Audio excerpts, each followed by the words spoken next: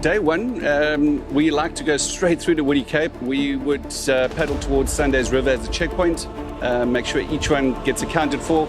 And then you come into Woody Cape where you could have at least 3 different breaks, an outer break, a middle break, and then a shorey to test your skills.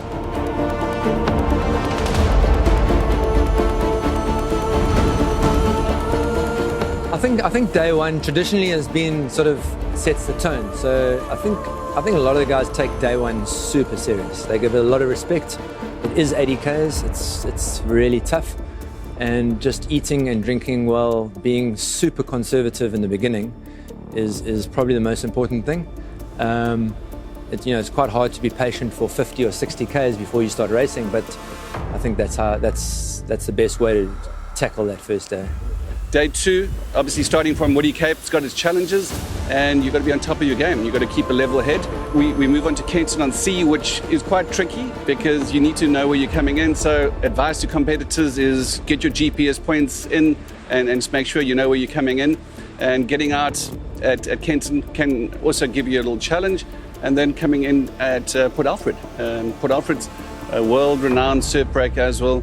And then from Port Alfred off to Fish River as a checking point on the following day, and then finishing off at Hamburg. And Hamburg brings you into that last day.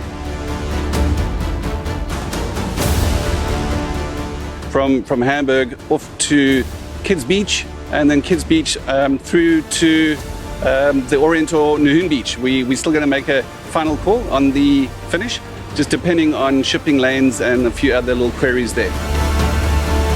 I think the challenge that, it's not called a race, it's called a challenge.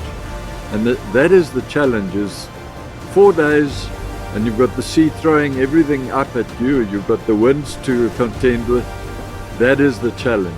And, just the vast different distances and the differences in tides, they can all make such a difference on the race.